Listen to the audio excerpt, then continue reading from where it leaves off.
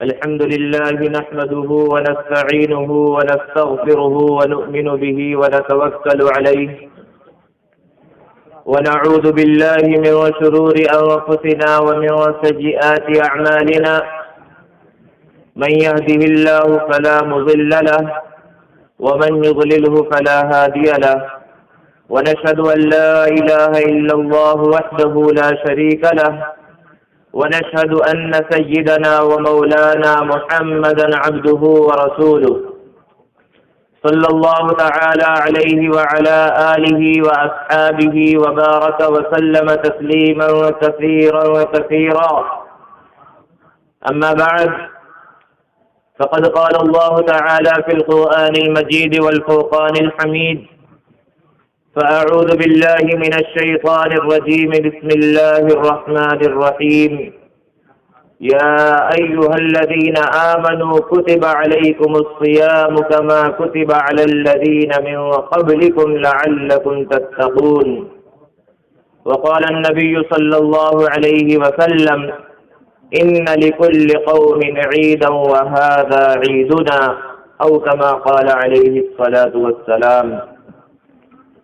معزز سامعین کرام، بزرگوں اور دوستوں، رمضان کا مقدس مہینہ اپنی پوری آب و تاب کے ساتھ اور اپنی مکمل رعنائیوں اور شان و شوکت کے ساتھ ہمارے اوپر سایہ کیے ہوئے تھا، اور رمضان کے یہ مقدس اوقات، یہ مقدس ساعتیں اور یہ مقدس گھڑیاں اپنی رحمتوں، اپنی برکتوں اور اپنی سعادتوں کے ساتھ ہمیں خیر کی طرف راغب کر رہے تھے اور گناہوں سے بچنے کا سامان مہیا کر رہے تھے. لیکن بڑی تیزی سے رمضان کا یہ مہینہ اور اس کی مقدس ساعتیں گزر گئیں. رمضان کا اتنی تیزی سے گزر جانا یہ قیامت کی نشانیوں میں سے ہے. پیارے آقا صلی اللہ علیہ وسلم نے ارشاد فرمایا کہ ایک زمانہ ایسا آئے گا جب وقت بہت تیزی سے گزرے گا. سال ایسے گزرے گا جیسے کہ مہینہ گزرا ہے، اور مہینہ ایسے گزرے گا جیسے کہ ہفتہ گزرا، اور ہفتہ اتنی تیزی سے گزرے گا گویا کہ ایک دن گزرا، اور ایک دن ایسے گزرے گا جیسے کہ ایک گھنٹہ گزرا. بڑی بے برکتی کا زمانہ ہے. ہم حضور اکرم صلی اللہ علیہ وسلم کی زندگی سے، آپ کی حیات طیبہ سے جتنی دور ہوتے جا رہے ہیں اتنی برکت کم ہوتی چلی جا رہی ہے. برکت آہستہ آہستہ ختم ہو رہی ہے، اور انسان جب برکت کی چیزوں سے دور رہتا ہے، برکت کی جگہوں سے دور رہتا ہے تو بھی برکت ختم ہو جاتی ہے. مسجد برکت کی جگہ ہے، اب انسان مسجد جائے ہی نہ تو وہ بہت ساری خیر و برکت سے محروم رہ جاتا ہے. اور مسلمانوں میں سے تو کچھ ایسے ہیں، اللہ معاف فرمائے، جو ایسے محلوں میں گھر بنانا پسند نہیں کرتے جہاں مسجد موجود ہوتی ہے، اور مسجد کے آس پاس گھر خریدنا نہیں چاہتے کہ اس سے انہیں دقت ہوگا، انہیں پریشانی ہوگی. خود بخود وہ خیر اور برکت سے اور رحمت سے دور بھاگنا چاہتے ہیں. ہمارے اور آپ کے آقا محمد عربی صلی اللہ علیہ وسلم کی ذات گرامی سب سے بابرکت ہے. ہم تقریباً 1427 سال آپ صلی اللہ علیہ وسلم سے دور ہو گئے، اور جیسے جیسے دور ہو رہے ہیں برکت ختم ہو رہی ہے. بالکل ختم نہیں ہوئی لیکن کم ضرور ہو گئی ہے. رمضان کا اتنی تیزی سے گزر جانا ہمیں یہ سبق دیتا ہے، یہ پیغام دیتا ہے کہ جتنی تیزی سے یہ رمضان کا مہینہ گزرا، ہم اتنی ہی تیزی سے اپنی موت کی طرف اور اپنی آخرت کی طرف بڑھ رہے ہیں. ہماری دنیا کی زندگی کم ہوتے جا رہی ہے اور آخرت کے ہم قریب ہوتے جا رہے ہیں. اور انسان جس چیز کے قریب ہو جاتا ہے اسی کا اعتبار ہوتا ہے. ہم اپنی موت کے قریب ہو رہے ہیں، اپنی آخرت کے قریب ہو رہے ہیں، لیکن ہم دنیا اور دنیا کی غفلتوں اور اس کی بھول بھلیوں میں ہی پڑے ہوئے ہیں. آج ہم اور آپ یہاں عید کی نماز کے واسطے جمع ہوئے اور تقریباً پورا مجمع ایسا ہے جو گھر سے غسل کر کے آیا اور سارے لوگ نئے کپڑے پہن کر آئے اور جو نئے کپڑے نہیں پہن کر آئے انہوں نے بھی اپنے کپڑوں میں سے اچھے کپڑوں کا انتخاب کیا. اور آپ صلی اللہ علیہ وسلم کی سنت عطر لگانا ہے, خوشبو کا استعمال. لوگوں نے خوشبو کو بھی استعمال کیا, عطر کا بھی استعمال کیا. آج کے اس مبارک موقع پر ہم کم سے کم یہ سوچیں, یہ غور کریں, یہ فکر کریں کہ آج تو ہم خود سے غسل کر کے آ گئے, لیکن ایک دن ایسا آنے والا ہے کہ ہم خود سے غسل نہیں کر سکیں گے, ہمیں غسل دیا جائے گا, ہمیں نہلایا جائے گا. آج ہم نے خود سے اچھے اور نئے کپڑے پہنے, لیکن ایک دن ہمیں نیا کپڑا پہنایا جائے گا, ہمارے اندر پہننے کی طاقت نہیں ہوگی. آج ہم نے خود سے خوشبو کو استعمال کیا, عطر کا استعمال کیا, لیکن ایک دن ایسا آئے گا کہ دوسرے ہمارے بدن پر خوشبو لگائیں گے, ہمارے کپڑے پر خوشبو لگائیں گے, ہمارے اندر طاقت نہیں ہوگی. آج ہم اپنے پیروں سے چل کر نماز پڑھنے کے واسطے آ گئے, لیکن ایک دن نماز کے واسطے ہمیں اٹھا کر لے جایا جائے گا, ہمارے اندر چلنے کی طاقت نہیں ہوگی. اور وہ کون سا دن ہوگا؟ کسی کو اس کے اندر اختلاف نہیں, کسی کو ذرہ برابر شک نہیں, وہ موت کا دن ہوگا.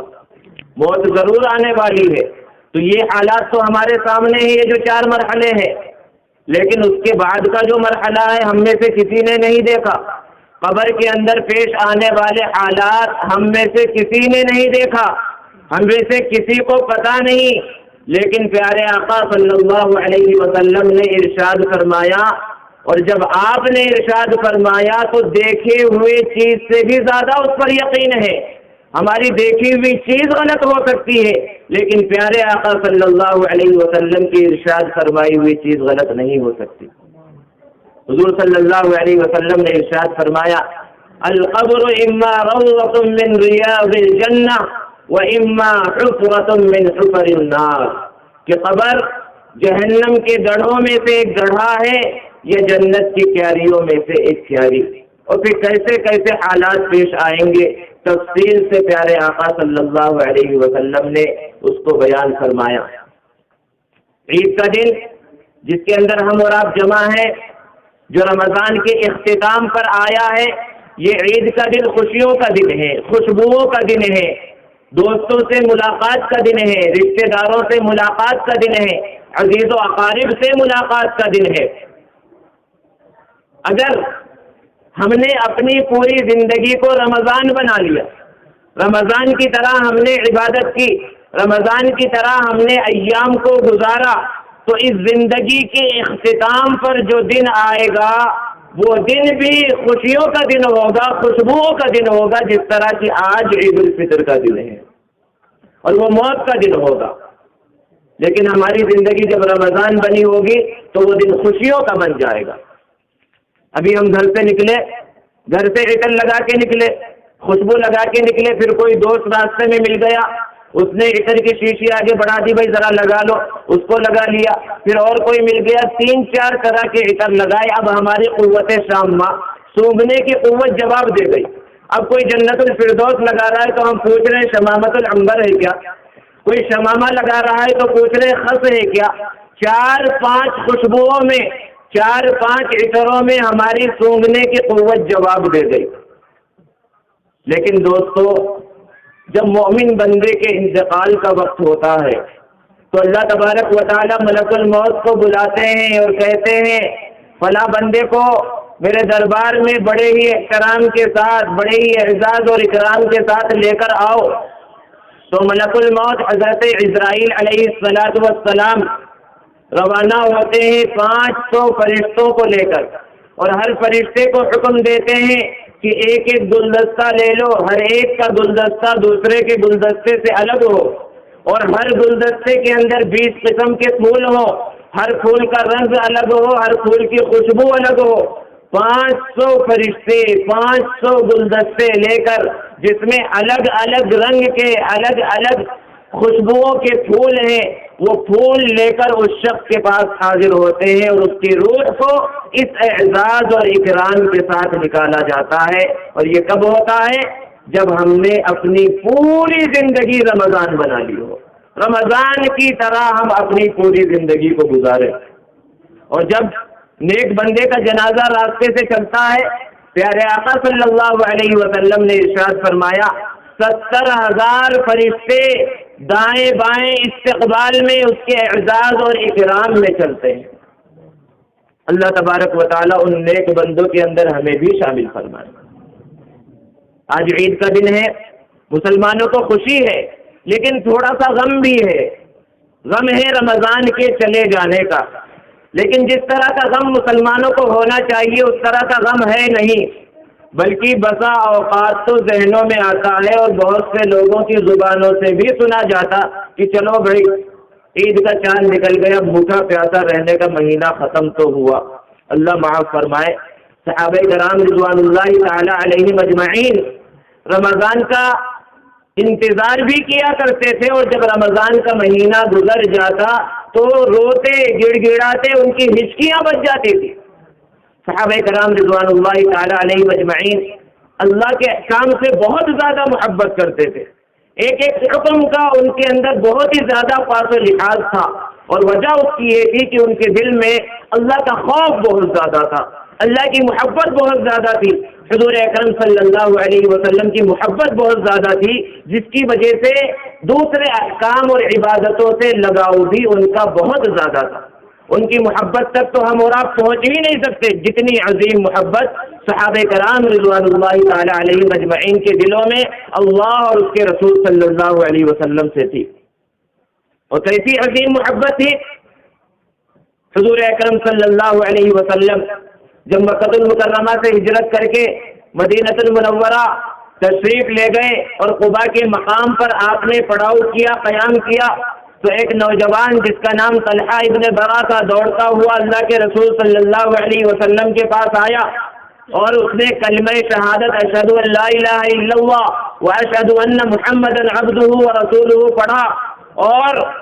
جذبات پر قابو نہ رکھ سکا، اللہ کے رسول صلی اللہ علیہ وسلم کے سینے سے چمٹ گیا اور کہنے لگا اللہ کے رسول مجھے آپ سے اپنے ماں باپ سے زیادہ محبت ہے، ہر چیز سے زیادہ محبت ہے۔ آپ صلی اللہ علیہ وسلم نے ارشاد فرمایا اچھا اپنے باپ سے زیادہ محبت ہے تو جاؤ اپنے باپ کی گردن لے کر آؤ۔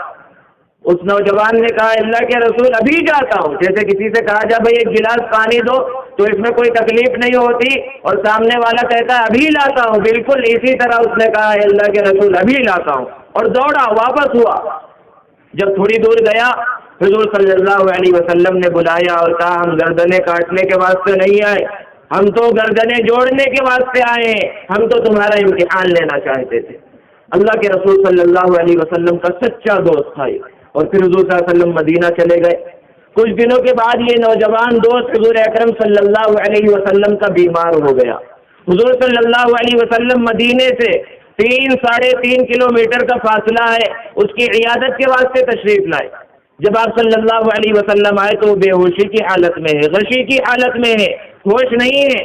آپ صلی اللہ علیہ وسلم نے دیکھا، آپ کی مبارک آنکھوں میں آنسو آ گئے اپنے دوست کو دیکھ کر، اور دوسرے جو صحابہ موجود تھے ان سے کہا کہ ان کی موت کا وقت قریب نظر آ رہا ہے، اب میں مدینے واپس جا رہا ہوں، جب بھی ان کا انتقال ہو مجھے ضرور اطلاع دینا، مجھے اطلاع دیے بغیر ان کی جنازے کی نماز نہیں پڑھنا، ان کو تدفین نہیں کرنا، میں ان کی جنازے کی نماز پڑھاؤں گا۔ آپ صلی اللہ علیہ وسلم چلے گئے۔ پھر رات ہوئی، جس طرح دیا بجھنے سے پہلے تیزی سے ٹمٹماتا ہے، انتقال سے پہلے انہیں ہوش آیا، اور جب ہوش آیا تو بیوی بچوں کے بارے میں نہیں پوچھا،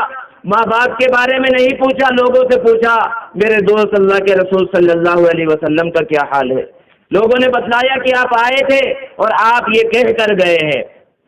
تو اس شخص نے، اس نوجوان نے کہا مجھے اپنی موت بالکل سامنے نظر آ رہی ہے،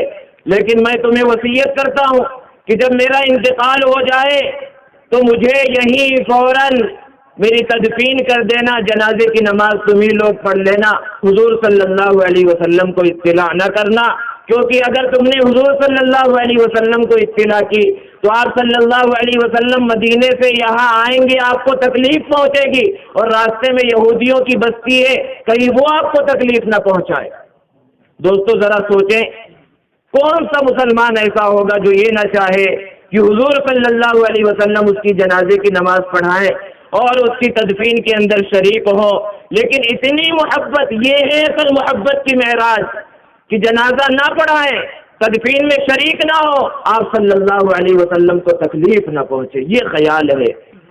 اور صحابہ کرام نے ان کی وصیت پر عمل کیا، رات میں ہی جنازہ ہوا، تدفین ہو گئی۔ پھر وہ صحابہ صبح میں مدینہ المنورہ پہنچے، اللہ کے رسول صلی اللہ علیہ وسلم کے سامنے واقعے کو عرض کیا۔ آپ صلی اللہ علیہ وسلم رونے لگے اور فوراً ہی قباء کے مقام پر آئے اور اس کی قبر کے پاس پہنچے اور اللہ تبارک و تعالیٰ کے سامنے ایسی دعا کی کہ اللہ کے رسول صلی اللہ علیہ وسلم نے ویسی دعا کسی اور صحابی کے لیے نہیں کی۔ آپ نے فرمایا، یا اللہ القی محبتک فی قلبی، اے اللہ اپنی محبت اس کے دل کے اندر ڈال دیجئے، یہ مجھ سے بہت زیادہ محبت کرنے والا تھا اور یہ آپ کے پاس پہنچ رہا ہے، جب آپ اس سے ملاقات کریں تو ایسے حالات بنا دیجئے کہ آپ سے مسکراتا ہوا ملے۔ اللہ اکبر، یہ ہے اصل محبت۔ اور جب انسان کے دل میں سچی پکی محبت ہوتی ہے اللہ سے اور اللہ کے رسول صلی اللہ علیہ وسلم سے، تو اللہ کے احکام سے اور نبی کریم صلی اللہ علیہ وسلم کے طریقوں سے بھی پھر ویسی محبت ہوتی ہے جیسی محبت ہونا چاہیے، اور اللہ تبارک و تعالی ان کے نام کو ہمیشہ باقی رکھتے ہیں۔ آج سے 80-85 سال پہلے ایک بہت عظیم واقعہ پیش آیا، دنیا کی لوگوں کو حیران کر دیا اس واقعے نے۔ دو صحابی رسول ہیں، حضرت حذیفہ ابن الیمان رضی اللہ تعالی عنہ اور حضرت جابر رضی اللہ تعالی عنہ، حضرت جابر بن عبداللہ، بڑے جلیل القدر دونوں صحابہ کرام۔ ان دونوں کی قبریں عراق کے اندر دریائے دجلہ سے کچھ قریب موجود تھی۔ آج سے 80-85 سال پہلے 1932 تک دریائے دجلہ سے کچھ قریب اس زمانے کے بادشاہ شاہ فیصل اول، ایک تو شاہ فیصل جن کو ہم جانتے ہیں وہ سعودی عرب کے فرما روا کے اور موجودہ فرما روا شاہ سلمان کے بڑے بھائی تھے، وہ نہیں بلکہ وہ عراق کا بادشاہ تھا شاہ فیصل اول۔ اس نے ایک رات خواب میں دیکھا کہ حضرت حذیفہ ابن الیمان رضی اللہ تعالی عنہ اس کے خواب کے اندر آئے اور حکم دے رہے ہیں اور کہہ رہے ہیں، سلطان میری قبر کے اندر پانی آ چکا ہے اور میرے بازو میں میرے بھائی جابر بن عبداللہ کی قبر ہے، ان کی قبر میں پانی تو نہیں آیا لیکن نمی آ چکی ہے، تری آ چکی ہے، قریب وہاں بھی پانی آ جائے گا، ہماری قبروں کو یہاں سے اٹھاؤ اور منتقل کرو۔ جب صبح ہوئی بادشاہ اپنے کام میں لگ گیا، خواب کو بھول گیا۔ پھر جب رات ہوئی، پھر رات میں اسی خواب کو دیکھا۔ حضرت حذیفہ ابن الیمان رضی اللہ تعالیٰ عنہ کہہ رہے ہیں کہ سلطان میری قبر کے اندر پانی آ چکا ہے اور جابر بن عبداللہ کی قبر کے اندر نمی آ چکی ہے، ہماری قبروں کو اٹھاؤ۔ بادشاہ پھر صبح میں بھول گیا، اپنے کام کاج میں لگ گیا۔ تیسرا دن ہوا تو عراق کے مفتی اعظم نے خواب دیکھا، حضرت حذیفہ ابن الیمان رضی اللہ تعالیٰ عنہ نے سخت انداز میں حکم دیا کہ 2 دنوں سے میں سلطان سے بادشاہ سے کہہ رہا ہوں لیکن اس کے اوپر اثر نہیں ہو رہا ہے، ہماری قبروں کو جلد سے جلد یہاں سے منتقل کیا جائے، الگ رکھا جائے، الگ لگایا جائے۔ مفتی اعظم جب صبح ہوئی فوراً وزیر اعظم سعید پاشا سے ملاقات کی اور پھر اس کے بعد ان کے ساتھ مل کر سلطان کے پاس پہنچے اور سلطان کے سامنے اس بات کو رکھا تو سلطان نے کہا کہ ٹھیک ہے،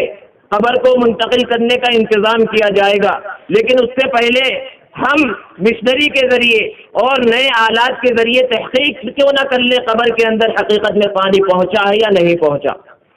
تو قبر اور دریائے دجلہ کے درمیان کے حصے میں بورنگ کی گئی اور مشینی آلات کے ذریعے معلوم کیا گیا کہ اگر یہاں تک پانی پہنچ چکا ہے تو پھر آگے بھی پانی پہنچا ہوگا، لیکن جب وہاں کی رپورٹ آئی تو رپورٹ سے یہ پتا چلا کہ پانی تو یہاں تک بھی نہیں پہنچا، تو قبر تک تو یہ ہے ممکن ہے کہ نہیں پہنچا ہوگا۔ تو جب رپورٹ آ گئی تو بادشاہ نے اس فیصلے کو رد کر دیا کہ جب پانی پہنچا ہی نہیں ہے تو یہ تو صرف ایک خواب ہے، اس کی کوئی حقیقت نہیں۔ پھر اس کے بعد بادشاہ جب رات میں سویا پھر وہی خواب اور سخت انداز میں حکم دیا گیا، لیکن بادشاہ نے تو یہ سوچا کہ یہ تو خواب ہے اور رپورٹ تو آ چکی ہے کہ پانی نہیں پہنچا۔ اس نے نظر انداز کر دیا۔ پھر اگلی رات ہوئی تو مفتی اعظم نے پھر خواب دیکھا اور سخت انداز میں حکم دیا کہ کئی دنوں سے میں کہہ رہا ہوں میری قبر میں پانی آ چکا ہے اور جابر کی قبر کے اندر نمی آ چکی ہے، کچھ کیا نہیں جا رہا ہے، عمل نہیں کیا جا رہا ہے۔ پریشان گھبراتے ہوئے مفتی اعظم صبح میں سلطان کے پاس پہنچے، شاہ فیصل اول کے پاس، اور ساری بات کو رکھا تو انہوں نے خفگی کا اظہار کیا کہ آپ کو تو پتہ ہی ہے رپورٹ آ چکی ہے، پھر کس طرح میں حکم دوں؟ تو وزیر اعظم نے زبردستی کی، وزیر اعظم نے بھی اور مفتی اعظم نے، تو بادشاہ نے کہا میں اپنے سے فیصلہ نہیں کر سکتا، آپ فتویٰ دے دیجئے کہ ان کی قبروں کو یہاں سے منتقل کیا جائے۔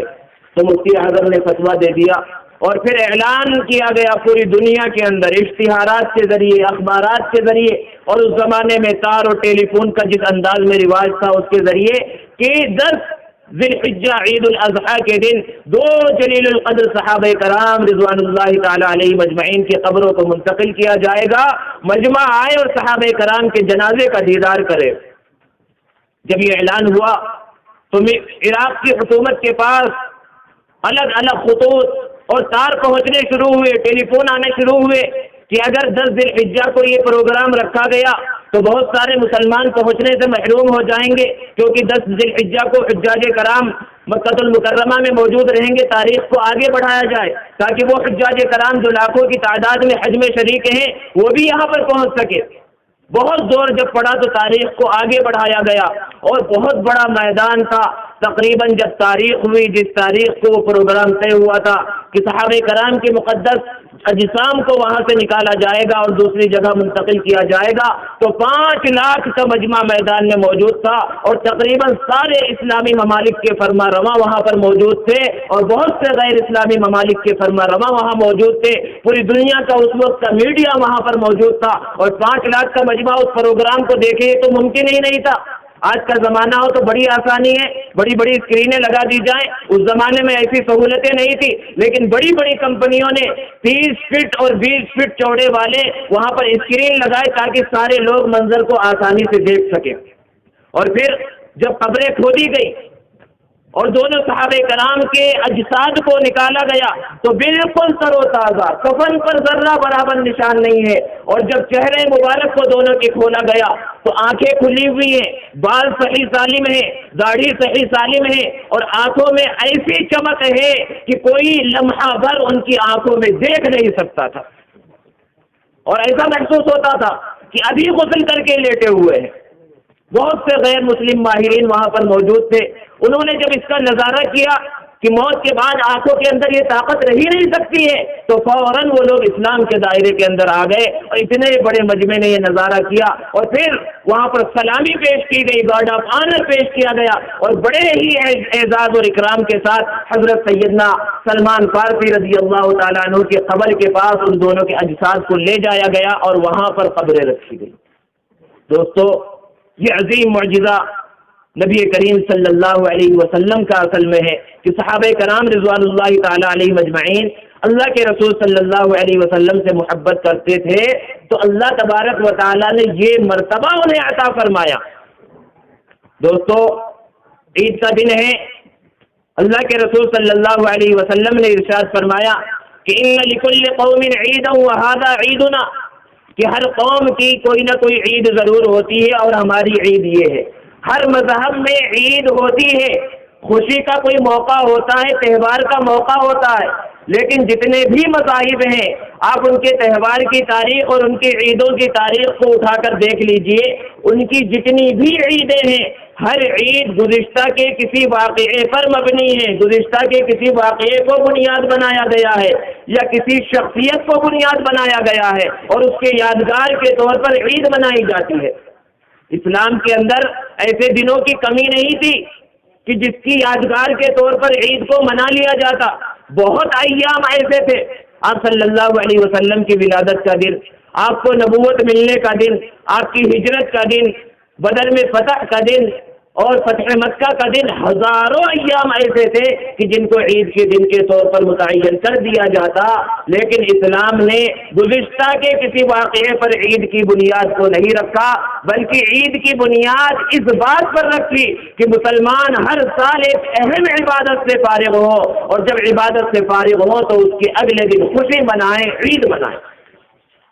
پیارے آقا صلی اللہ علیہ وسلم جب ہجرت کر کے مدینہ تشریف لے گئے تو دیکھا وہاں کے انصار اور وہاں کے لوگ 2 دن عید کے دن کے طور پر مناتے تھے۔ آپ صلی اللہ علیہ وسلم نے پوچھا ما ہذان الیومان، یہ کیسے 2 دن ہیں؟ تو صحابہ نے جواب دیا کہ ہم زمانے جاہلیت میں ان دنوں کے اندر کھیل کود کیا کرتے تھے۔ تو آپ صلی اللہ علیہ وسلم نے ارشاد فرمایا اللہ تبارک و تعالیٰ نے ان 2 دنوں سے بہتر تمہیں 2 دن عید کے واسطے عطا کیے ہیں، ایک عید الفطر اور دوسرے عید الاضحیٰ۔ کہ عید الفطر ایک اہم اسلام کا رکن، روزہ اس کے ادائیگی کے بعد فوراً عید کو رکھا گیا، اور دوسری جو عید ہے عید الاضحیٰ، وہ دوسرا اہم رکن حج بیت اللہ جو 9 ذی الحجہ کو عرفات کے میدان میں ادا کیا جاتا ہے، اس کے اگلے دن عید الاضحیٰ منائی جاتی ہے کہ ہر سال مسلمان ایک عبادت سے فارغ ہو اور اس کے بعد پھر وہ عید کی خوشیوں کے اندر مبتلا ہو، عید کی خوشیاں وہ منائے۔ اور دوسرے بعد محققین نے بیان فرمایا کہ رمضان کے مہینے کی اصل اہمیت اور آخری عشرے کی اہمیت اور طاق راتوں کی اہمیت اور شب قدر کا مقام اور مرتبہ، یہ سب صرف اور صرف قرآن کی وجہ سے ہے۔ اور پھر اس کے بعد جو عید منائی جاتی ہے یہ اصل میں نزول قرآن کا جشن ہے، کیونکہ پہلی مرتبہ جب قرآن نازل ہوا اللہ رب العزت نے ارشاد فرمایا انا انزلناہ فی لیلۃ القدر، کہ رمضان کے اندر قرآن مجید نازل ہوا تو اس کے نازل ہونے کی خوشی میں عید کا دن منایا جاتا ہے۔ اور پھر عید الاضحیٰ اس کا منایا جانا بھی قرآن سے متعلق ہے کہ ایک یہودی نے حضرت عمر فاروق رضی اللہ تعالی عنہ سے پوچھا تھا، کہا تھا کہ تمہارے قرآن مجید کے اندر ایک آیت ہے، اگر وہ ہم پر نازل بھی ہوتی تو ہم اس دن کو عید کے دن کے طور پر مناتے۔ وہ آیت ہے الیوم اکملت لکم دینکم واتممت علیکم نعمتی ورضیت لکم الاسلام دینا، جس میں اسلام کی تکمیل کی خوشخبری سنائی گئی ہے۔ حضرت عمر نے کہا کہ بے وقوف، وہ عید کے دن عرفہ کے دن نازل ہوئی تو عید الفطر قرآن مجید کے نازل ہونے کی ابتدا کی خوشی میں، اور عید الاضحیٰ قرآن مجید کے نازل ہونے کے اختتام کی خوشی میں منائی جاتی ہے۔ یہ عید الفطر کی حقیقت ہے۔ اور مسلمانوں کی جو عید ہے دوسرے مذاہب کی عیدوں کی طرح اور تہوار کی طرح نہیں ہے۔ دوسرے مذاہب کا حال کیا ہے کہ عید آ گئی اپنے آپے سے باہر ہو گئے، ناچ گانا شراب کباب بدکاری اور جو چاہے وہ ہو رہا ہے۔ عید کا معاملہ ایسا نہیں ہے۔ مسلمانوں کی عید کی شروعات ہی کیسی ہو رہی ہے؟ عبادت سے ہو رہی ہے۔ یہ عید عبادت ہے، دوستوں سے ملاقات ہے، خوشی ہے، غریبوں کا پاس و لحاظ ہے، یہ ساری چیزیں عید کے اندر ہے۔ جب بندہ اپنے گھر سے نکلتا ہے صبح سویرے، فرشتوں کی بڑی تعداد راستوں پر موجود رہتی ہے اور اعلان لگاتی ہے کہ بڑھو اللہ رب العزت کے رحمت کی طرف، خیر کی طرف، اور اللہ کے رحمت کے خزانوں کو لوٹ لو۔ اور اللہ تبارک و تعالیٰ فرشتوں سے پوچھتے ہیں کہ کیا بدلہ ہے اس شخص کا جس نے اپنی مزدوری پوری کر دی ہو؟ تو فرشتے کہتے ہیں کہ بدلہ یہ ہے کہ مزدور کو پوری کی پوری مزدوری دے دی جائے۔ تو اللہ تبارک و تعالیٰ فرماتے ہیں فرشتوں تم گوار ہو، میرے بندوں نے رمضان بھر روزے رکھے اور عبادتیں کی، میں نے انہیں معاف کر دیا، انہیں عطا کر دیا، میری عزت کی قسم، میری جلالت کی قسم، میرے بڑے مرتبہ والے ہونے کی قسم، میں نے ان سب کو معاف کر دیا۔ اللہ تبارک و تعالیٰ نے اس طرح عام معافی کا اعلان کیا، یہ یوم الجائزہ ہے، بدلے کا دن ہے۔ اللہ تبارک و تعالیٰ اس دن بندوں کو معاف فرما رہے ہیں۔ لیکن افسوس یہ ہے کہ مسلمانوں نے بھی عید کے دن کو غیروں کی طرح عید کا دن سمجھ لیا ہے، اور نماز تو پڑھتے ہیں، آ کر خوشی مناتے ہیں، لیکن اس کے بعد غلط جگہوں پر بھی نظر آتے ہیں۔ اللہ تبارک و تعالیٰ ہماری اس سے حفاظت فرمائے۔ اور عید تو اصل میں کس کی ہے کہ عید للابرار، عید نیک لوگوں کی ہے، اور یہ عید وعید للفجار، برے لوگوں کی اور گنہگاروں کے واسطے یہ عید نہیں، یہ تو وعید ہے۔ جنہوں نے رمضان کی قدر نہیں کی ان کے واسطے عید نہیں ہے۔ امام الاولیاء شیخ عبد القادر جیلانی رحمۃ اللہ علیہ فرماتے ہیں لیس العید لمن لبس الجدید انما العید لمن خاف الوعید، عید اس کی نہیں ہے جس نے نئے نئے کپڑے پہن لیے، عید تو اس کی ہے جو وعید سے ڈر گیا، عذاب سے ڈر گیا۔ اور پھر فرمایا لیس العید لمن تزین بزینۃ الدنیا انما العید لمن تزود بزاد التقوی، عید اس کی نہیں جس نے دنیا کی زینت کو اختیار کر لیا، عید اس کی ہے جس نے تقوی کو اختیار کر لیا۔ اور پھر فرمایا کہ لیس العید لمن رکب المطایا انما العید لمن ترک الخطایا، عید اس کی نہیں جو اچھی اچھی گاڑیوں پر سوار ہو گیا، عید اس کی ہے جس نے گناہوں کو چھوڑ دیا۔ اور پھر فرمایا لیس العید لمن فسق البصار انما العید لمن جاوز الصراط، عید اس کی نہیں جس نے گھر میں اچھا فرنیچر لگا لیا، عمدہ قسم کے قالین بچھا دیے، عید تو اس شخص کی ہے جس نے پل صراط سے گزرنے کا راستہ منتخب کر لیا۔ یہ اصل میں عید ہے۔ دوستو ہم اور آپ یہاں پر عید کی نماز پڑھنے کے واسطے آئے، یہ اصل میں شکرانہ ہے،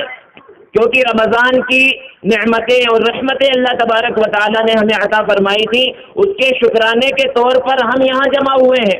اور شکر بھی دو طرح کا ہے، ایک شکر بدنی ہے اور ایک شکر مالی۔ جس طرح نعمتیں دو طرح کی ہیں، اللہ نے صحت عطا فرمائی، تندرستی عطا فرمائی، یہ بدنی نعمت ہے، اور مال عطا فرمایا، یہ مالی نعمت ہے۔ تو شکر بھی دو طرح ادا کرنا ہے۔ ایک شکر یہی بدنی ہے کہ ہم 2 رکعت نماز کے واسطے اللہ رب العزت کے دربار میں آ گئے اور شکریہ کے طور پر آ گئے کہ عام نمازوں کا حال کیا ہے کہ اذان ہوتی ہے، اقامت ہوتی ہے، اعلان ہوتا ہے، اور یہاں بغیر اذان کے بغیر اعلان کے مجمع چلا آ رہا ہے عیدگاہ کی طرف، یہ اللہ رب العزت کا شکر ادا کرنے کے واسطے۔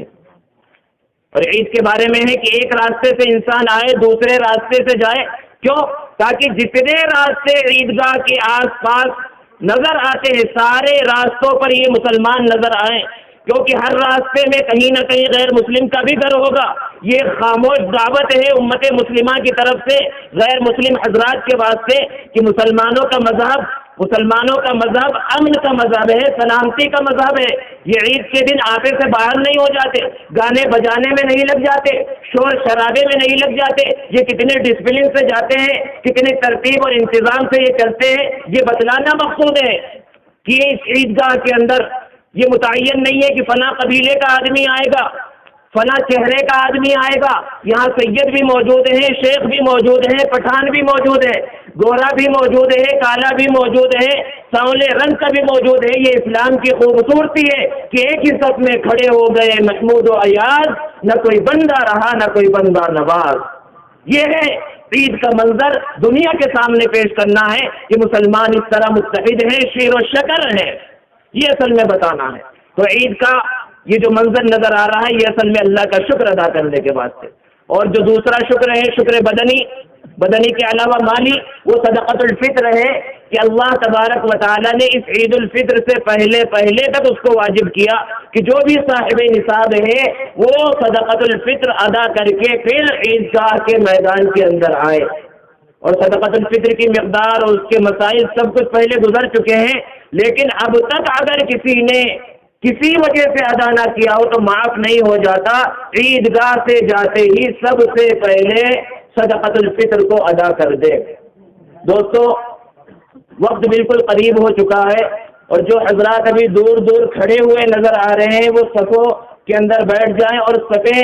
برابر کر لیں۔ اور عید کی نماز چونکہ بار بار آتی نہیں ہے،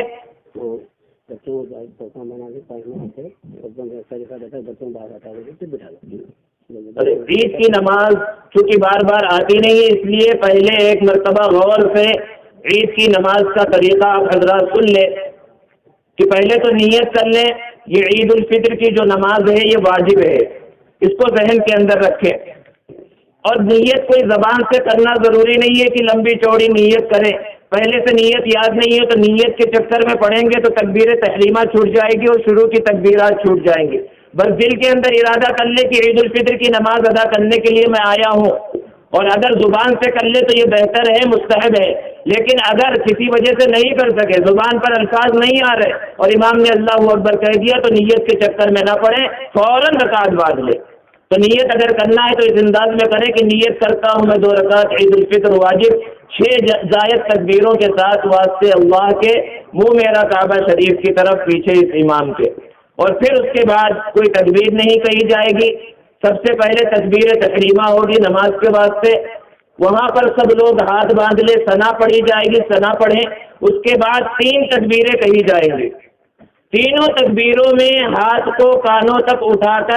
اٹھایا جائے گا۔ 2 تکبیر میں ہاتھ کو کانوں تک اٹھا کر نیچے چھوڑ دیا جائے گا، باندھا نہیں جائے گا۔ اور تیسری تکبیر میں ہاتھ کو کانوں تک اٹھانے کے بعد نیچے لا کر ہاتھ کو باندھ لیں گے، اور پھر اس کے بعد سورہ فاتحہ پڑھی جائے گی، سورت پڑھی جائے گی، اور جس طرح ایک رکعت مکمل ہوتی ہے وہ رکعت مکمل ہوگی۔ دوسری رکعت میں شروع میں سورہ فاتحہ پڑھی جائے گی، اور پھر اس کے بعد سورت پڑھی جائے گی، اور پھر 4 تکبیریں کہی جائیں گی۔ 3 تکبیروں میں ہاتھوں کو کانوں تک اٹھا کر چھوڑ دیا جائے گا، اور چوتھی تکبیر جو رکوع کی تکبیر ہے، بغیر ہاتھ اٹھائے اللہ اکبر کہہ کر رکوع کے اندر چلے جائیں گے، اور پھر اس کے بعد عام نمازوں کی طرح نماز پوری ہوگی، اور پھر اس کے بعد خطبہ ہوگا، اس کے اندر بھی شریک ہو۔ جو بچے درمیان میں موجود ہیں ان کے سرپرست حضرات سے گزارش ہے کہ بچوں کو سائڈ کی طرف بھیجیں تاکہ سب صحیح انداز میں برابر انداز میں بن سکے، اور جہاں بھی جگہ خالی ہے اس خالی جگہ کو پر کر لیں، اور کھڑے ہو کر صفیں بنا لیں، وقت بالکل ہو چکا ہے۔